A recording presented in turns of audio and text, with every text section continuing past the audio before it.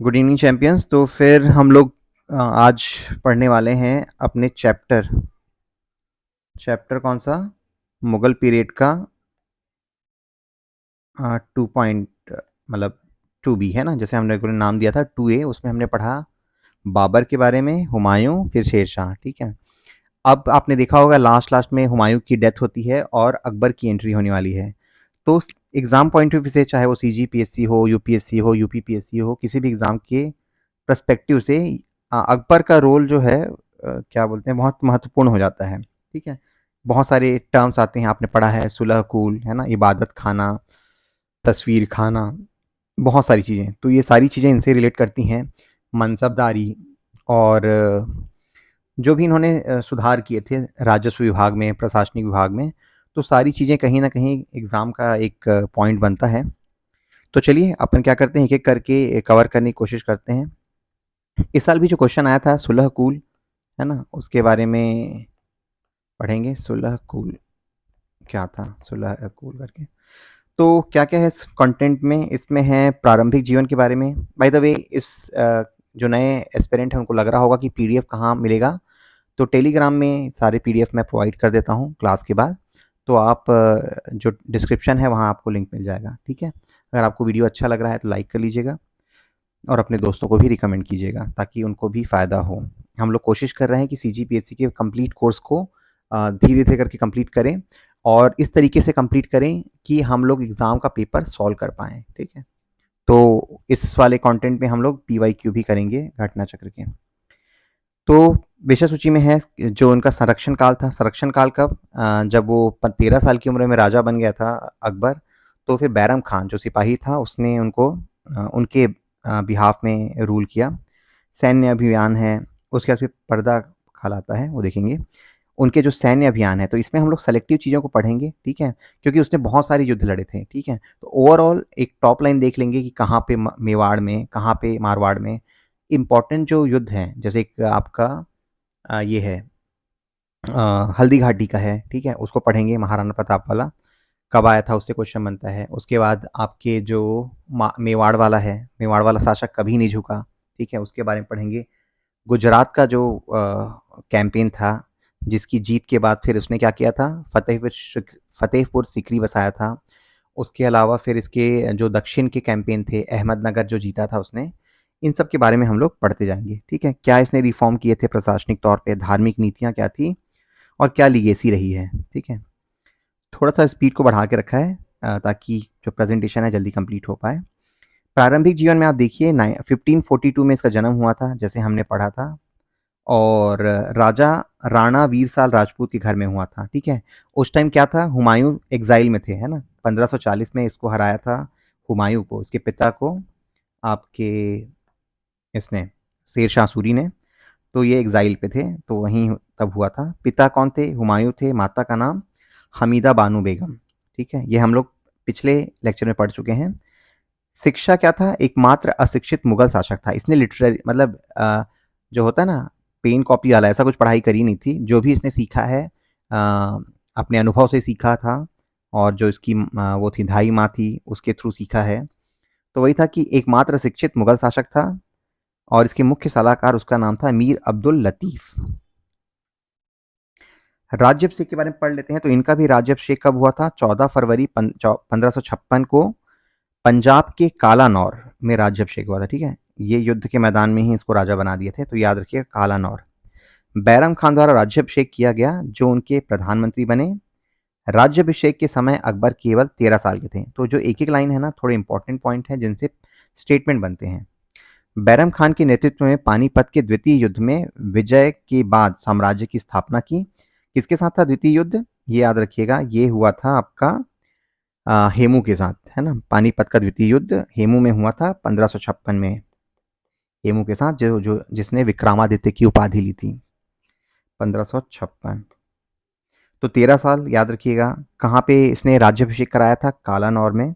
और जो बैरम खान था वो उसका प्रधानमंत्री बना। ठीक है? जो सेनापति था उस टाइम।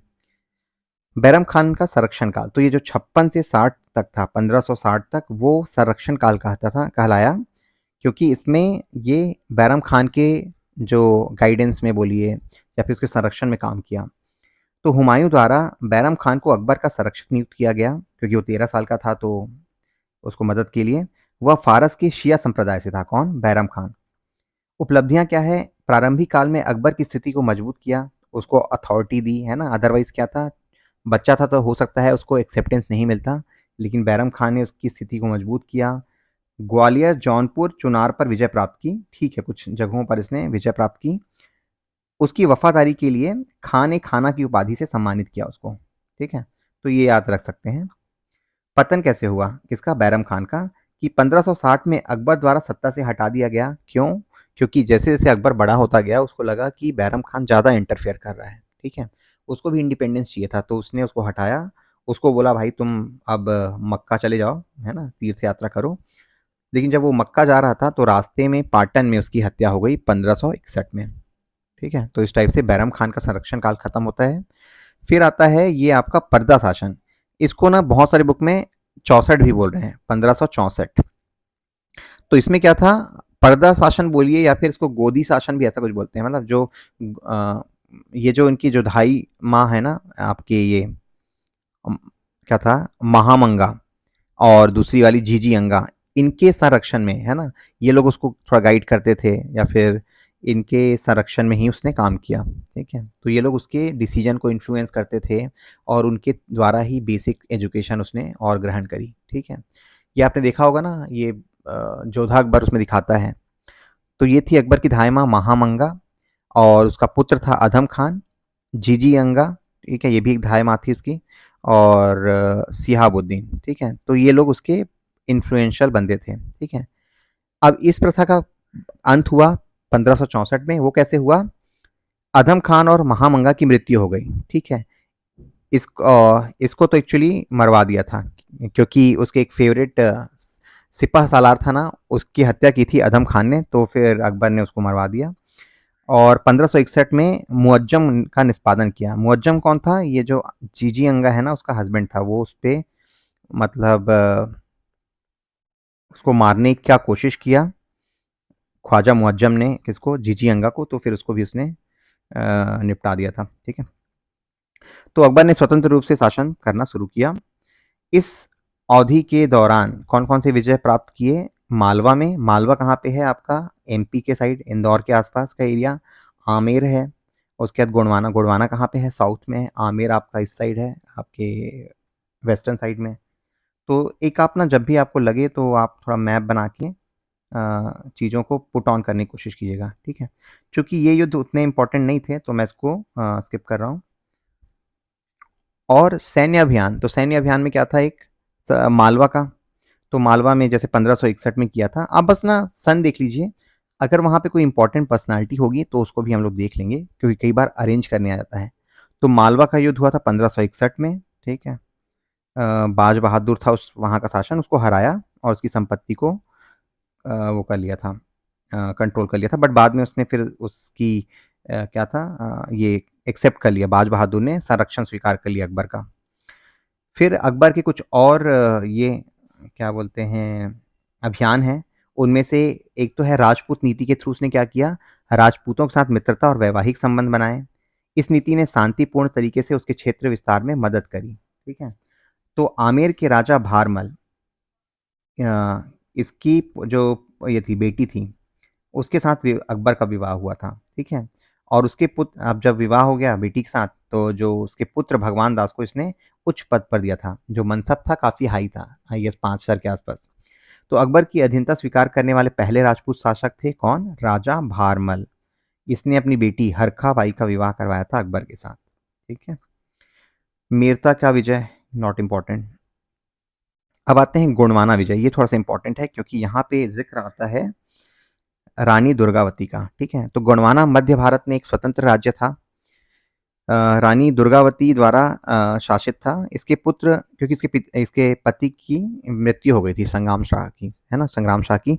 तो अपने पुत्र वीर नारायण सिंह के बिहाफ में आप ये रानी दुर्गावती युद्ध करती है और पराजित हो जाती है 1564 में, और बंदी बनने से बचने के लिए आत्महत्या कर लेती है। बाद में इस युद्ध का रिजल्ट ये हुआ था कि अकबर ने जो उसका भतीजा था रानी दुर्गावती का चंद्र शाह को सिंहासन सौंप देता है। गोंडवाना मुगल साम्राज्य का हिस्सा बन गया। तो कब बना ये याद रखिएगा, 1564 में। ठीक है। अब आते हैं कुछ, ये चित्तौड़ का, चित्तौड़ इज इम्पोर्टेंट है ना। चित्तौड़ क्यों इम्पोर्टेंट है, क्योंकि यहाँ पे जो ये है उदय सिंह थे, तो उनको भी हरा पाना बहुत मुश्किल था। अकबर ने व्यक्तिगत रूप से मेवाड़ की राजधानी चित्तौड़ के खिलाफ अभियान का नेतृत्व किया। राणा उदय सिंह पहाड़ों में भाग गए और यहाँ पे दो सैनिक थे, जयमाल और पत्ता, को रक्षा का प्रभार सौंपा। महीनों के घेराव के बाद चित्तौड़ मुगल सेना के हाथों में आया। अकबर ने नागरिकों के नरसंहार का आदेश दिया। जौहर और साका हुआ। यह अकबर के अन्यथा सहिष्णु शासन पर एक धब्बा माना जाता है। नॉर्मली उसको सहिष्णु या फिर टॉलरेंट माना जाता है, लेकिन यहाँ पे उसने नरसंहार करने का आदेश दिया था। ठीक है। इस युद्ध के जीत तो गया, उसके बाद इसने क्या किया, जो जयमाल और पत्ता जो सैनिक थे, उनके सम्मान में आगरा के किले के बाहर हाथियों पर उनकी मूर्तियां स्थापित की। बहुत वीर थे, बहुत लड़े, है ना। राणा उदय सिंह ने पहाड़ों से प्रतिरोध जारी रखा और उसके बाद आप उसके पुत्र प्रताप, महाराणा प्रताप संघर्ष जारी रखेंगे, जो बाद में आएगा हल्दी घाटी के युद्ध में। ठीक है। तो चित्तौड़ का आप देखेंगे कि इन्होंने हार नहीं मानी थी। ठीक है। और एक और भी है मेवाड़, वो भी कभी झुकते नहीं थे। अब ये रणथंभौर है, तो रणथंभौर में एज सच कोई ज़्यादा इंपॉर्टेंट नहीं है। ये आपके सुरजन राय थे। ठीक है। तो इन्होंने आत्मसमर्पण के लिए 3 चीज़ें रखी थी, और इन चीज़ों को अगर मान लिया तो फिर उनकी अधीनता स्वीकार कर ली। पहला था, मुगलों के साथ वैवाहिक संबंध नहीं। अकबर के दरबार में सिजदा जो होता है ना, दंडवत प्रणाम, वो करने से मना किए। और मुगल दरबार में सशस्त्र प्रवेश करने की अनुमति, मतलब हथियार लेके वो जा सकते थे। तो इन तीनों कंडीशन के साथ रणथंभौर के राजा सुरजय ने इनकी अधीनता स्वीकार कर ली थी। अब आते हैं आपका मोस्ट इम्पॉर्टेंट 1576 की लड़ाई, जिसको बोलते हैं हल्दी घाटी। ठीक है। यहाँ पे किनके साथ हुआ, महाराणा प्रताप। तो 1572 में उदय सिंह की मृत्यु के बाद उनके पुत्र महाराणा प्रताप मेवाड़ के शासक बने। ठीक है। मेवाड़ याद रखिएगा, मेवाड़। उनका राज्याभिषेक गोगुंदा में हुआ था बाद में। ठीक है। कुंभलगढ़ में राजधानी स्थानांतरित करी। Not important. युद्ध क्या हुआ था, 1576 में हल्दी घाटी में लड़ा गया। अबुल फजल द्वारा इसको खमनौर का युद्ध कहा गया है। तो अगर प्रश्न में ऑब्जेक्टिव में खमनौर का युद्ध कब हुआ था बोलेंगे, तो आप समझिएगा कि यही हल्दी घाटी के युद्ध को अबुल फजल ने खमनौर का युद्ध कहा था। मुगल सेना का नेतृत्व किया था आसफ खान और मान सिंह ने। कई बार लीडर पूछता है कि इस युद्ध में। और महाराणा प्रताप की सेना को हाकिम खान और भील, मतलब हाकिम खान सूर और भील जनजाति शामिल थे। तो हाकिम खान का नाम याद रखिएगा, ये ऑब्जेक्टिव क्वेश्चन में पूछा जाता है। ठीक है। कि महाराणा प्रताप की सेना का सेनापति कौन था करके। इसका परिणाम क्या हुआ, तकनीकी रूप से मुगल विजय हुए, लेकिन महाराणा प्रताप बच निकले। राजधानी चावंड स्थानांतरित की गई और छापामार युद्ध का उपयोग करके प्रतिरोध जारी रखा गया। बार बार प्रयासों के बावजूद कभी भी मुगल अधीनता स्वीकार नहीं करी, है ना। तो मेवाड़ का नाम याद रखेंगे कि कभी भी इन्होंने मुगल की अधीनता स्वीकार नहीं करी, है ना। अधीनता स्वीकार नहीं, दिस इज इंपॉर्टेंट फैक्ट। अब आते हैं गुजरात का विजय। ओके दोस्तों, तो सॉरी ब्रेक लेना पड़ा था। तो देखिए गुजरात की विजय का, अब गुजरात की विजय हुई थी इसकी 1572-73। ये इंपॉर्टेंट फैक्ट है क्योंकि इस टाइम इसने फतेहपुर सिकरी में बुलंद दरवाजा बनाया था। ठीक है। तो ये आप याद रखिएगा। और इसी टाइम, इसी अभियान के दौरान पुर्तगालियों से इसकी मुलाकात हुई थी। पुर्तगाली कब आए थे, 1498 में आ गए थे ना। तो अच्छा खासा विस्तार हो गया था पुर्तगालियों का भी। तो उसकी मुलाकात हुई थी गुजरात अभियान के दौरान। और उसने पहली बार समुद्र देखा था, कहाँ पे, कैम्बे, खंभात में। तो देखिए गुजरात विजय का एक तो राजनीतिक महत्व भी बहुत सारा है, रणनीतिक महत्व। पहला तो ये कि उपजाऊ भूमि थी वहाँ पे। ठीक है। तो उससे इनका राजस्व बढ़ा। कई जो व्यस्त बंदरगाह थे वो वहीं पे थे। एक तो आपने खंभात देखा, उसके अलावा जो भारूच है वो भी वहाँ पे है। इस अभियान की शुरुआत कैसे हुई थी, यहाँ पे जो सुल्तान था मुजफ्फर शाह, उसका जो बेटा था उसने ही इसको इनवाइट किया था कि भाई आओ, क्या बोलते हैं, आक्रमण करो। होता है ना कुछ रिबेलियन, बेटे घर वाले ही घर का भेदी लंका ढाए। तो ये सब हुआ। तो अकबर ने स्वीकार किया युद्ध, मतलब वहाँ युद्ध करना। और फिर गुजरात में फतेह हासिल करी। ठीक है। विजय के बाद भी जो 6 महीने बाद ना, वहाँ पे 2 लोकल लीडर थे, मिर्जा भाइयों ने विद्रोह किया। बट ये उतना इम्पोर्टेंट नहीं है। बंगाल और बिहार का विजय, तो देखिए कैसे हो रहा है, अकबर क्या कर रहा है, धीरे-धीरे सारे मतलब इंडिया में अपना विस्तार फैला रहा है, ठीक है?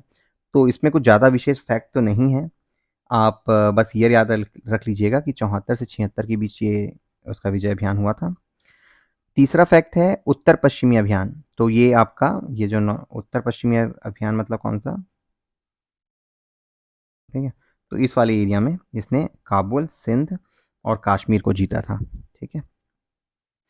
दक्षिणी अभियान में क्या है, दक्षिणी अभियान एक्चुअली इसका इम्पोर्टेंट है। तो दक्षिणी अभियान में 4 शहर थे, खानदेश, अहमद, बीजापुर और गोलकोंडा। तो अकबर ने क्या किया, इनको भी विजय प्राप्त करने की कोशिश करी। पहला मुगल शासक था जिसने साउथ में अपना एक्सपांशन करना चाहा, ठीक है।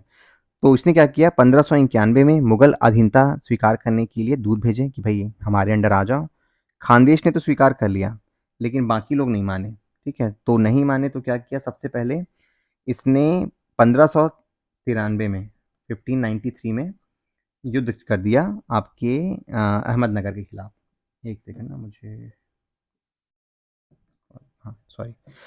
तो 1593 में जो राजकुमार मुराद जो अकबर का बेटा था और अब्दुल रहीम खान के नेतृत्व में अहमदनगर में इसने युद्ध छेड़ा, अहमदनगर को घेर लिया और उस टाइम वहाँ की शासिका थी चांद बीवी, तो उनको हराया और ये क्या बोलते हैं जीत गया।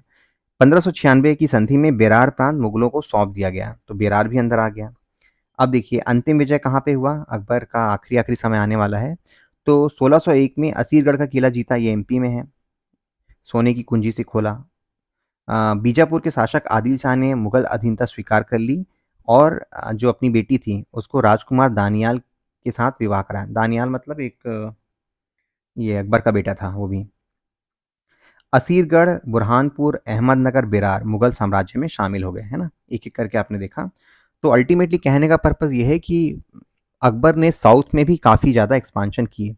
इसके जो वो आएँगे अ वो सक्सेसर आएँगे, आपके शाहजहाँ, जहाँगीर, वो लोग भी साउथ में और भीतर तक जाते हैं, ठीक है?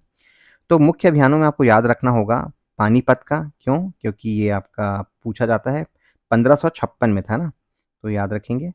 आमेर का युद्ध, क्योंकि इसमें जो ये भारमल था उसको हराया था और मतलब कूटनीति और वैवाहिक गठबंधन की शुरुआत यहीं से हुई थी। यही एक पहला राजपूत था जिनके साथ इनके वैवाहिक संबंध बने और जिन्होंने इनकी अधीनता स्वीकार करी। तो आमेर का युद्ध याद रखिए 1562। गोंडवाना का युद्ध 1564, क्योंकि उस टाइम थी रानी दुर्गावती, इनके चक्कर में ये इम्पोर्टेंट फैक्ट है। मेवाड़ का युद्ध है ना, तो ये था 1567 में और अकबर ने यहाँ पे जिहाद का आह्वान किया था। उस टाइम उदय सिंह थे जो कि महाराणा प्रताप के पिता थे। और उसके बाद गुजरात का युद्ध हमने पढ़ा ही है 1572 में, इतिमाद खान का, है ना? और हल्दी घाटी का युद्ध 1576, महाराणा प्रताप, ठीक है? अधीनता उन्होंने लास्ट तक स्वीकार नहीं करी, ठीक है, मेवाड़ के राजा ने। काबुल का युद्ध ये दोनों इंपॉर्टेंट नहीं है, आप इग्नोर करिए उसको। अब आते हैं सुलह-ए-कुल, है ना? तो सुलह-कुल में क्या था, अल्टीमेटली ये एक मतलब धार्मिक इसको धर्म बोलें या फिर क्या बोलते हैं, एक सिद्धांत बोलें, प्रिंसिपल बोलें, कि इसने ये बोला था कि किसी भी धर्म के साथ भेदभाव की नीति अपनाई नहीं जानी चाहिए। सभी धर्म का एक मूल वो होता है, सार होता है, सभी का सत्य एक है, ठीक है? तो किसी भी धर्म को दूसरे धर्म के साथ भेदभाव नहीं बरतनी चाहिए। तो वही चीज़ इसका एक सार था। तो सुलह कुल का मतलब होता था सार्वभौमिक सहिष्णुता, मतलब यूनिवर्सल टॉलरेंस, ठीक है? इस पे ही आधारित था ये। और किससे सीखा था? अपने गुरु अब्दुल लतीफ़ से, और ये भक्ति और सूफ़ी समन्वयवादी परंपराओं से भी प्रभावित था, ठीक है? बैरम खान जैसे शिया के साथ संबंध ने उन्हें रूढ़िवादी दृष्टिकोण से दूर रखा, ठीक है? सुन्नी और शिया का जो वो था कॉन्फ्लिक्ट था, वो सब नहीं आ पाया क्योंकि बचपन से ही अकबर को इस टाइप का एनवायरनमेंट मिला था, सिया के साथ भी उसके अच्छे वो थे, संबंध थे।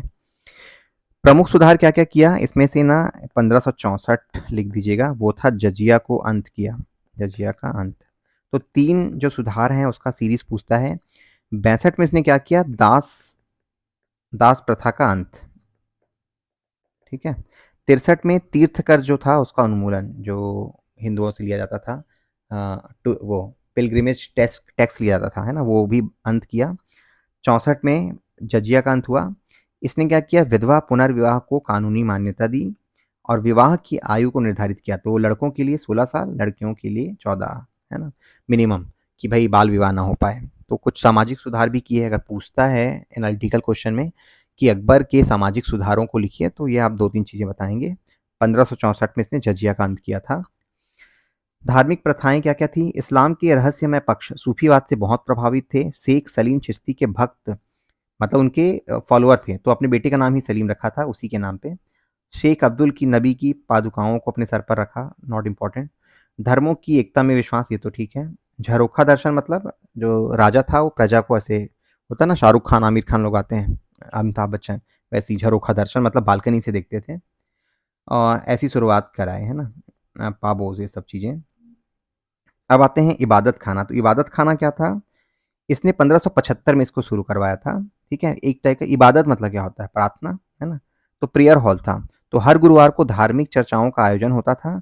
पहले ये सिर्फ क्या करता था, सुन्नी था, तो सिर्फ सुन्नी मुसलमान विद्वानों को आमंत्रित करता था। लेकिन धीरे धीरे क्या हुआ, बौद्धिक, मतलब धार्मिक जो उसकी बोलते हैं कि लिबरल था, तो सभी धर्म के विद्वानों को उसने बुलाना स्टार्ट किया। ठीक है, तो जो एग्जाम पॉइंट ऑफ व्यू से इम्पोर्टेंट है वो ये है, वो आपको याद रखना है। पिछले साल आया भी था जैन गुरु के बारे में। ठीक है, तो हिंदू से पुरुषोत्तम था, जैन धर्म से हरि विजय सूरी, ये आया था लास्ट ईयर नाम, है ना। पहचानना था कि कौन जैन धर्म से उसकी इबादत खाने में आता था। जीन चंद सूरी, विजय सेन सूरी, आई थिंक विजय या फिर हरि विजय, दोनों में से एक आया था, मानचंद। तो ये सारे के सारे जैन धर्म को फॉलो करते थे और वो उसकी इबादत खाने में आए। ठीक है, ताकि धार्मिक डिस्कशन हो पाए। ईसाई में ये याद रख सकते हैं, चूंकि जैन पूछ चुका है तो हो सकता है ईसाई पूछ लें। तो ये कौन था? Rudolf Aqua, Antony Monserrate, Edward Lenton. ठीक है, पारसी में दस्तूर मेहरजी राणा। तो पारसी इंपॉर्टेंट हो सकता है, एक बार याद कर लीजिएगा, अभी नहीं तो कभी ना कभी तो आएगा एग्जाम में। इसका उद्देश्य क्या था इबादत खाना का? पहला था धर्म के सार को समझना। हर धर्म वाले आते थे और अपने धर्म के बारे में ब्रीफ में बताते थे कि क्या हमारे धर्म का सार है। अकबर ने निष्कर्ष निकाला कि सत्य सभी धर्मों में है। संवाद के माध्यम से धार्मिक सत्य की खोज करने का एक पर्पस था ये इबादत खाना।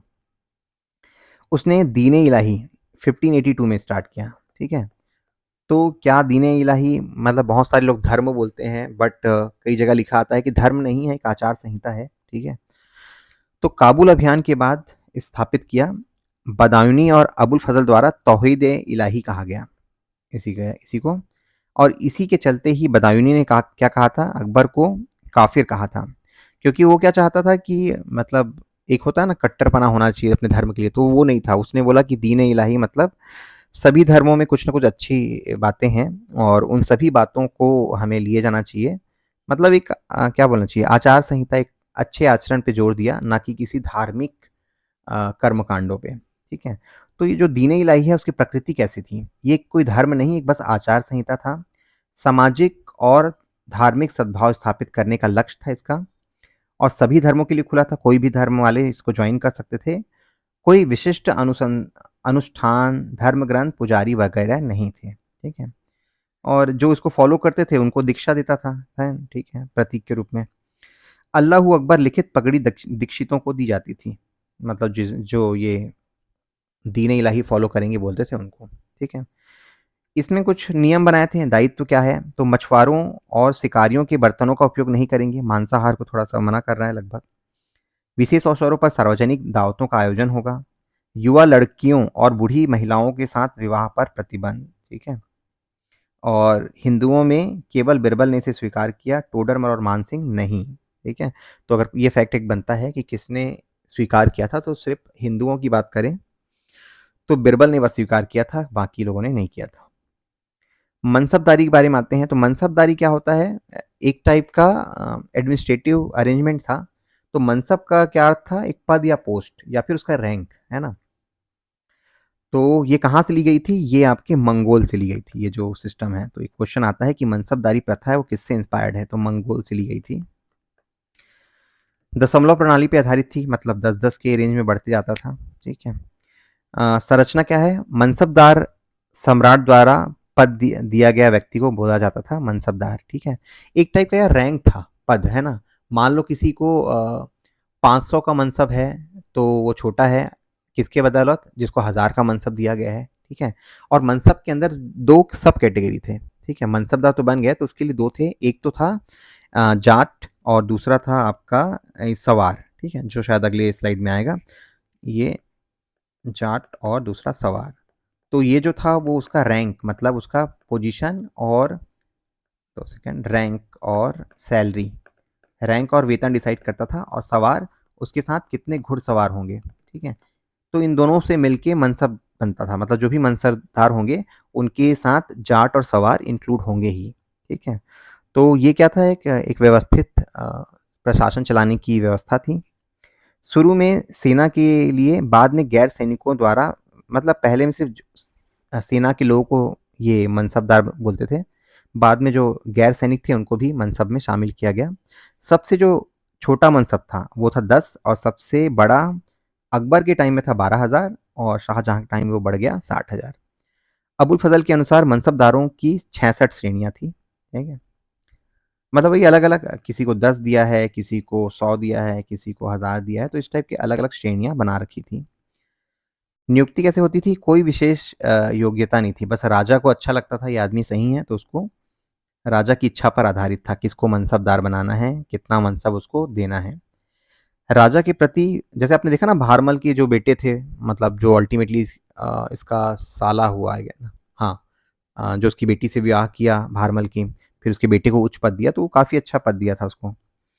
राजा के प्रति भक्ति दिखानी आवश्यक है ना। वंशानुगत तो नहीं था, जो जो आदमी है उसी को मिलेगा, खत्म हो गया तो हट जाता था। मनसबदारी प्रणाली में क्या थी, जैसे मैंने बताया, रैंक और श्रेणियां। तो पहला जात और सवार। जात मतलब होता था मनसबदारों की संख्या जो सेना रखते थे, है ना।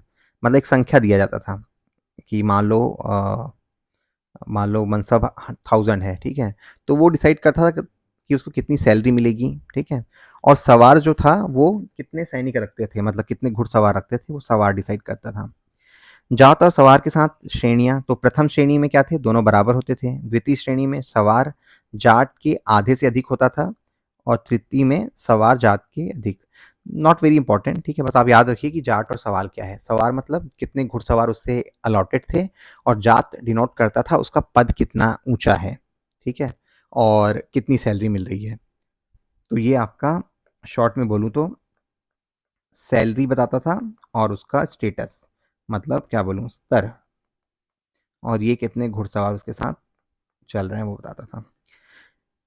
मनसबदारों को नकद में भुगतान होता था, भाई कैश में सैलरी, और मीर बख्शी द्वारा अनुमोदित निश्चित वेतन था। मीर बख्शी कौन था आपका, अभी हम लोग पढ़ेंगे, ठीक है। तो मीर बख्शी आपका सैन्य विभाग का प्रमुख बन गया था।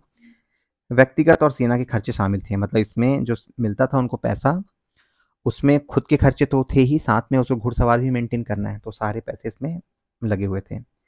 निरीक्षण होता था, नियंत्रण होता था, ये कुछ कुछ चीज़ें हैं, आप पढ़ लेंगे। उसके बाद मनसबदारी प्रणाली की कमियाँ क्या थी, भ्रष्टाचार हुआ, क्योंकि मनसबदार क्या किए थे, सेना की गुणवत्ता में ध्यान नहीं देते थे, और सस्ते वाले घोड़े रख लेते थे, है ना। घुड़सवार रखना है, पैसा तो पर्याप्त मिल रहा है, लेकिन अकुशल सैनिक रख रहे हैं, खराब घोड़े रखते थे।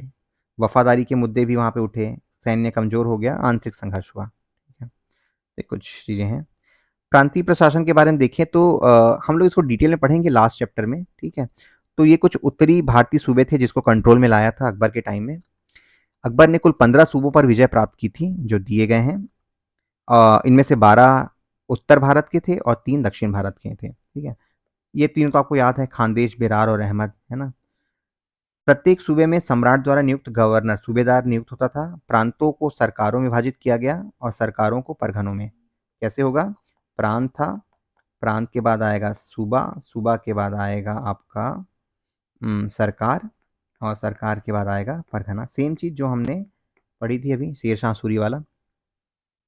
लैंड रेवेन्यू में क्या चीज़ था, मापन की प्रणाली। इसमें क्या किया इसने कि इलाही गज, जिसमें जो यूनिट माना गया वो था 33.5 इंच को। सिकंदरी गज जो सिकंदर ने चालू किया था, है ना, वो सिकंदर लोधी। सिकंदरी गज में क्या किया, रिप्लेस किया इस वाले से, इलाही गज से सिकंदरी गज को रिप्लेस किया गया, जो थोड़ा-सा चेंज हो गया, 32 इंच था वो 33 पॉइंट हाफ हो गया। शाहजहाँ ने बाद में बीघा और इलाही, इसको चलिए छोड़िए, अभी शाहजहाँ आया नहीं है। भूमि का जो वर्गीकरण था ना, ये आप याद रखेंगे, 4 टाइप की भूमि थी। उनमें से पहली भूमि थी पोलाज, जो कि उपजाऊ थी और हर साल उसमें फसल बोए जाते थे। दूसरी थी परती, जिसको परौती भी बोलते थे, उसमें ऑल्टरनेट ईयर में 1 साल छोड़ के, ताकि वो भूमि है वो अपनी उर्वरता को फिर से गेन करे। चाचर जो था उसमें 3 साल या 4 साल का गैप रखा जाता था, और बंजर जो था वो अनुपजाई था, है ना? तो 4 टाइप की भूमि है। तो पोलाज को याद रखिएगा, जो उपजाऊ भूमि है उसको पोलाज बोलते थे। ये क्वेश्चन बन सकता है, जिस टाइप से इस बार काश्तकार बना है ना क्वेश्चन, वैसे ही पोलाज भूमि क्या है पूछ सकता है। आईना दहशाला, ये हम लोग लास्ट चैप्टर में अगेन पढ़ेंगे, जैसे बता रहा हूँ मैं, जब हम लोग एडमिनिस्ट्रेशन के बारे में पढ़ेंगे, लेकिन ब्रीफली ये है दाहिने दहशाला। इसको टोडरमल ने शुरू किया था, जो उसका वित्त मंत्री था, और इसने क्या किया था, 10 सालों के उत्पादन जो होता था उसका एवरेज लेता था। ठीक है, 10 साल में जितना उत्पादन हुआ है उसके एवरेज को माना जाता था, कितना उत्पादन होगा, और उसका 1/3 राजस्व के रूप में वसूला जाता था।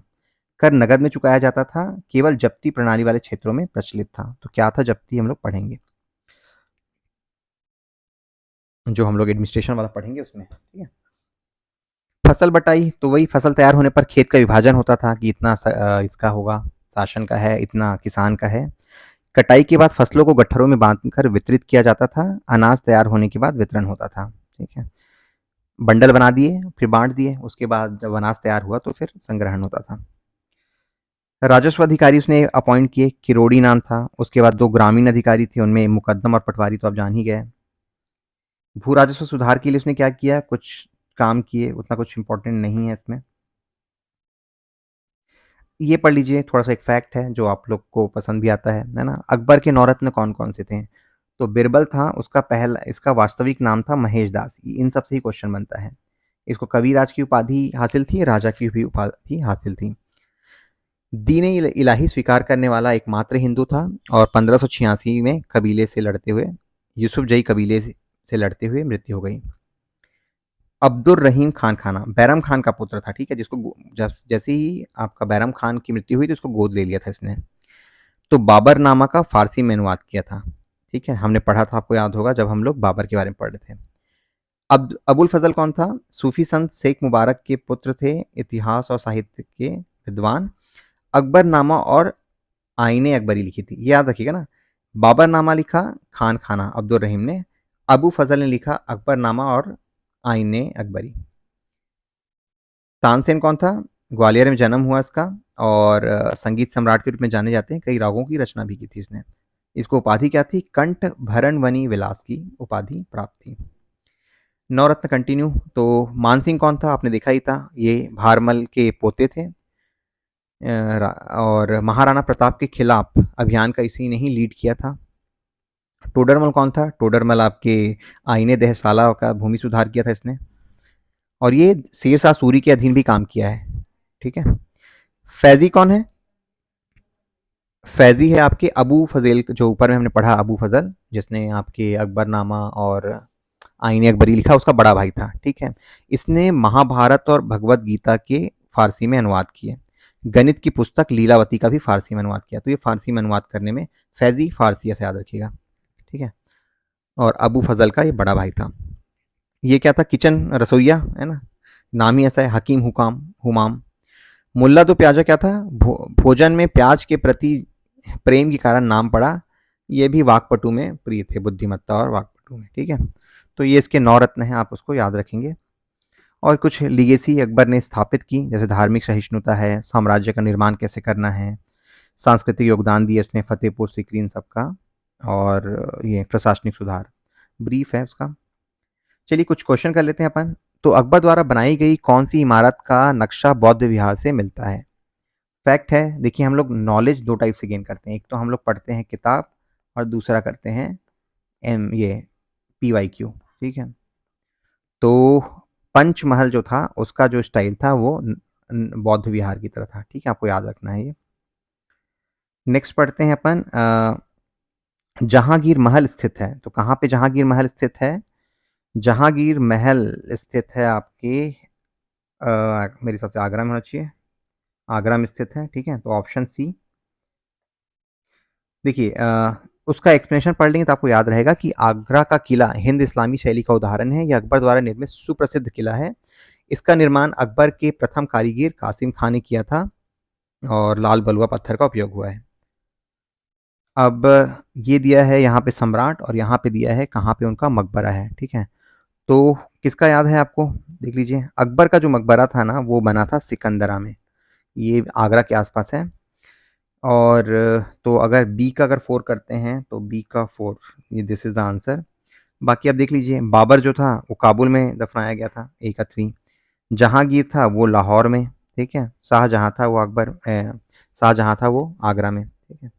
शाहजहां का याद करना आसान रहेगा। शाहजहां ने आगरा में बनवाया था ताजमहल और वहीं पे भी उसका वो था मकबरा था, ठीक है। अकबर का याद रखेंगे सिकंदरा है, जहांगीर का लाहौर है। तो एक क्वेश्चन ये भी बनता है कि किन मुगल शासकों का जो है मकबरा भारत से बाहर है, तो आपका बाबर और आपके जहांगीर का, ठीक है। मतलब अभी प्रेजेंट डे भारत से बाहर है। ये तो ठीक, ये तो हाँ ठीक है, तो ऑप्शन सी करेक्ट है। नेक्स्ट आते हैं हम लोग अकबर का मकबरा कहाँ पे स्थित है? ये है आपका सिकंदरा में, ऑप्शन ए। ये आप देख लीजिएगा। अकबर का मकबरा सिकंदरा नामक स्थान में है, जिसे सुल्तान सिकंदर लोधी ने अपने नाम पर बसाया था। इसका नाम बहिस्ताबाद रखा था। इसके निर्माण की योजना अकबर ने बनवाई थी, किंतु जहांगीर ने 1613 में से पूरा करवाया। ये रिपीट हो रहा है क्वेश्चन, या बना लोगे, है ना, जस्ट रिपीट है। अकबर के काल में महाभारत का फारसी अनुवाद किसने किया था?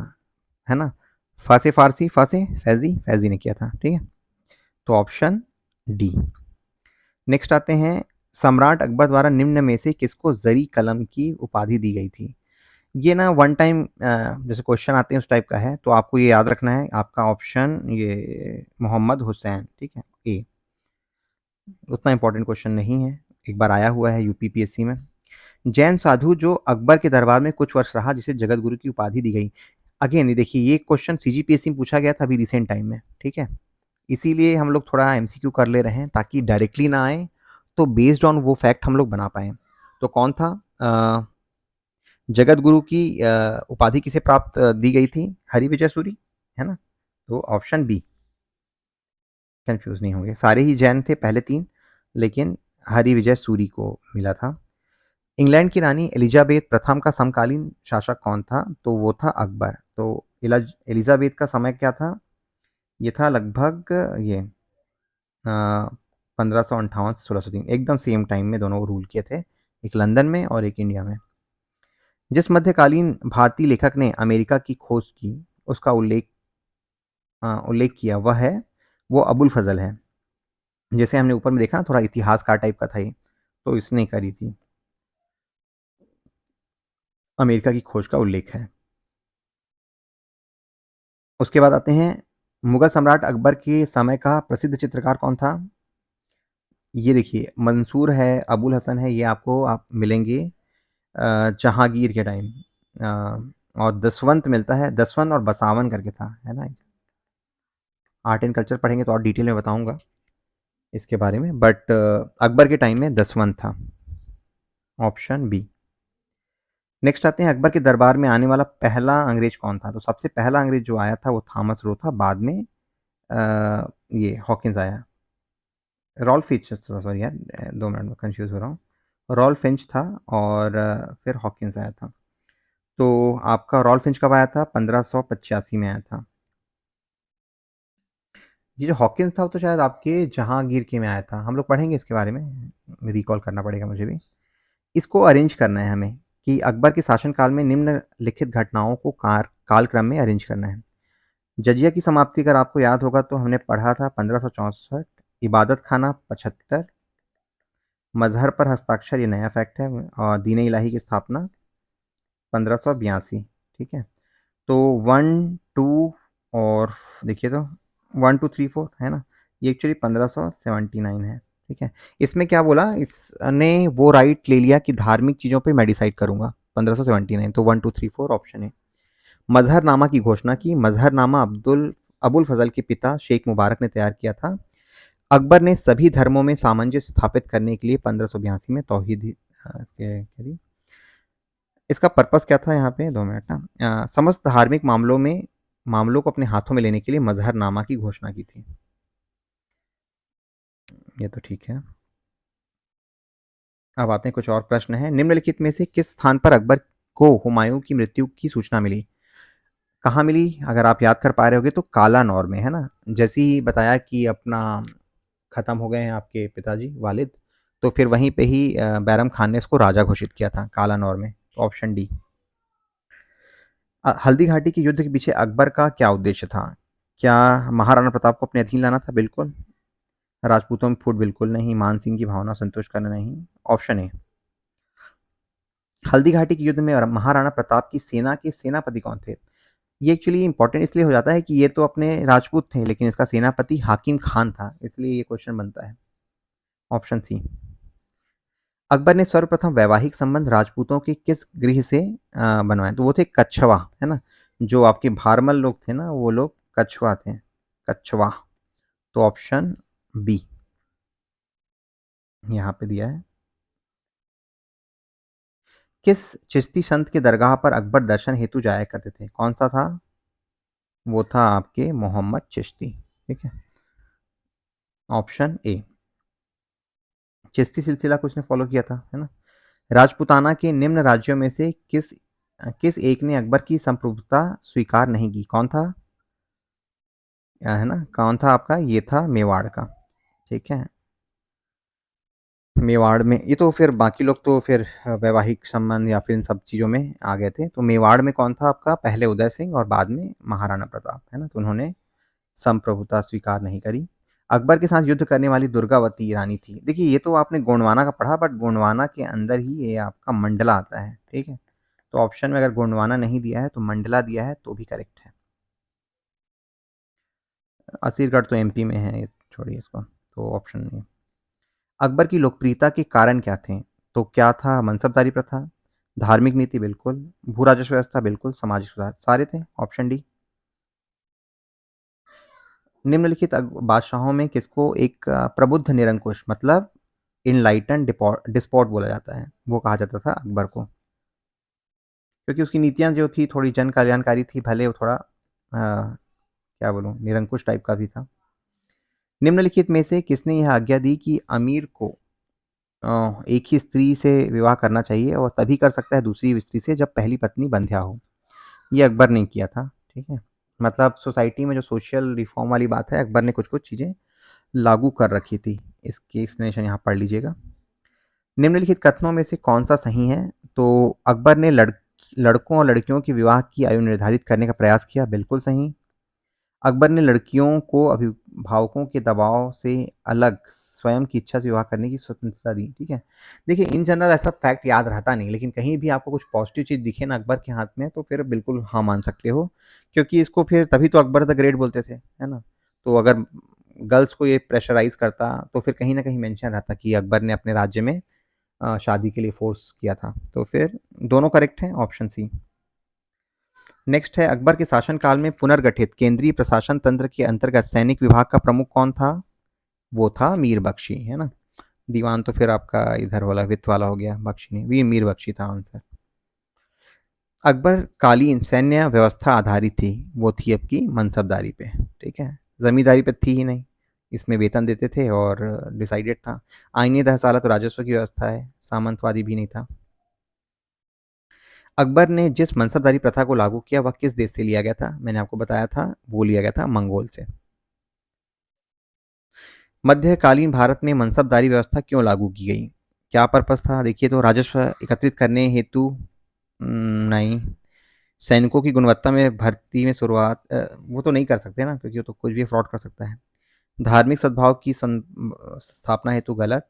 स्वच्छ प्रशासन सुनिश्चित करने के लिए, है ना? अलग अलग मनसब दिए हुए थे और प्रशासन को सही से चलाया जा सकता था। अकबर द्वारा दीवान का पूर्ण रूपेण दर्जा दिया जाने वाला प्रथम व्यक्ति उतना इम्पोर्टेंट नहीं है। ठीक है। बट इसका आंसर है मुनीम खां, आई गेस ये है, मुजफ्फर खां तुर्बती। कुछ क्वेश्चन जो अनयूजुअल से लगे उसको भी डाला है मैंने आपके लिए। जब्ती प्रणाली किसकी उपज थी? तो जब्ती प्रणाली थी आपके अकबर की उपज। ठीक है। उसके बाद आते हैं टोडरमल ने किस क्षेत्र में ख्याति अर्जित की? तो टोडरमल ने किस में किया? उसका भू राजस्व दहसाला, है ना? दहसाला सिस्टम इसी का था, तो बी। मुगल सम्राट अकबर ने निम्न से संबंधित निम्नलिखित कथनों पर विचार करिए। देखिए शायद सीजीपीएससी क्वेश्चन है। तानसेन रामबली पांडे को मुगल सम्राट अकबर द्वारा प्रदान की, मतलब तानसेन की उपाधि रामबली पांडे को अकबर ने दी, तो एक्चुअली गलत है। उसको तानसेन का जो उपाधि था ग्वालियर के राजा ने दिया था, ठीक है, तो इसीलिए पहला वाला फैक्ट गलत है। अकबर का विवाह मान सिंह की बहन के साथ हुआ था, गलत। उसकी इसका विवाह हुआ था आपके क्या था उसका नाम, माँ ये इसकी बेटी के साथ, भारमल की बेटी के साथ हुआ था, ठीक है, तो मान सिंह का तो नहीं था, तो गलत है। अबुल फजल आईन अकबरी के लेखक थे, बिल्कुल सही है। और राजा टोडरमल अकबर की सेना के सेनापति थे, नहीं यार वो तो वित्त में था ना, तो आप ऑप्शन सी इज करेक्ट। ये सेनापति नहीं थे, वित्त मंत्री थे, कौन? टोडरमल। टोडरमल संबंधित है किससे? मालगुजारों के सुधारों से, साहित्य से तो नहीं था, है ना, रेवेन्यू रिफॉर्म से थे। भू राजस्व प्रशासन के क्षेत्र में शेर शाह एवं अकबर के मध्य निम्नलिखित में से कौन, मतलब कौन सा कंटिन्यूएशन रहा किसमें? भू राजस्व में, तो कौन था भाई? वो था टोडरमल। टोडरमल पहले शेर शाह के लिए काम किया, फिर बाद में अकबर के लिए, और उसी ने दहशाला सिस्टम लागू किया। अकबर ने दीन इलाही कब किया? 1582, है ना। दो चार चीज़ें याद रखिएगा। 1575 में आपका इबादत खाना, और ये तो ईयर का महत्व है। ये आया था आपका दीन इलाही। नेक्स्ट आते हैं, इबादत खाने का निर्माण किसने करवाया था? इबादत खाने का निर्माण करवाया था अकबर ने, सी। निम्नलिखित इमारतों में कौन सा इमारत शान फतेहपुर, तो फतेहपुर में क्या है ना, एक मस्जिद है, जामा मस्जिद, उसको बोला जाता है शान फतेहपुर, ठीक है, एक फैक्ट याद रखिएगा। और ये यूनेस्को की विश्व धरोहर स्थल में भी शामिल है। कौन सा स्मारक फतेहपुर सिकरी में नहीं है? तो पंचमहल को क्या बोलते हैं? सॉरी उसका नाम भूल रहा हूँ मैं। पंचमहल है, स्वर्ण महल है, जोधा भाई का महल है, अकबरी महल ऐसा कुछ नहीं है, ठीक है। ये स्वर्ण महल का एक दूसरा नाम है, उसका क्या नाम बताता हूँ आपको। उसका नाम है मरियम महल, ठीक है। तो ये सारी चीज़ें हैं, बस अकबरी महल नहीं है, तो ऑप्शन डी। सुलह ए कुल सिद्धांत किसके द्वारा प्रतिपादित किया गया? अकबर, है ना, बी। दिल्ली में कौन सा ऐतिहासिक स्मारक भारतीय तथा फारसी वास्तुकला का वो है, नमूना है? कौन सा है आपका? हुमायूं का मकबरा, ठीक है, हमने पढ़ा था इसको उसमें, हुमायूं में। ये एक स्टेटमेंट दिए गए हैं, कौन सा करेक्ट है? अकबर ने 1602 में फतेहपुर सिकरी में बुलंद दरवाजा बनाया। आई थिंक ये गलत होना चाहिए स्टेटमेंट, बट यह निर्माण अकबर ने अपने पुत्र की खुशी, अच्छा ये थोड़ा सा ना कन्फ्यूजन है, ये तो गलत है। यह निर्माण अकबर ने अपने पुत्र जहांगीर की खुशी में बनवाया, ये एक्चुअली करेक्ट दिया गया है, तो ऑप्शन ए करेक्ट है, बी गलत है, आर गलत है, तो ऑप्शन सी, ठीक है। ये देखिए वहाँ पे ना ईयर का ही प्रॉब्लम था कि फतेहपुर सिकरी इसने ना ये कहा जाने लग गया, और हाँ ठीक है। ये जो बुलंद दरवाज़ा था 1601 में बनाया, लेकिन फतेहपुर सिकरी उसने बसाया था गुजरात विजय के बाद। अकबर द्वारा बनाई गई श्रेष्ठतम इमारतें पाई जाती हैं अगेन फतेहपुर सिकरी में, ठीक है। तो इस टाइप से ये हमारा अकबर वाला ख़त्म होता है, ठीक है। तो रिवाइज़ करते चलिएगा आप, और हम लोग एमसीक्यू और करेंगे इसके ऊपर। अकबर वाला चैप्टर इम्पॉर्टेंट है, और जो इम्पॉर्टेंट चीज़ें थी जैसे कि आपका इबादत खाना, सुलह कूल, है ना, ये सब चीज़ें, दहशाला सिस्टम, मनसबदारी, ये सब चीज़ों को आप याद रखेंगे। मनसबदारी और दहशाला को और अच्छे से पढ़ेंगे अपन आगे, ठीक है, जो जब हम लोग एडमिनिस्ट्रेशन पढ़ेंगे।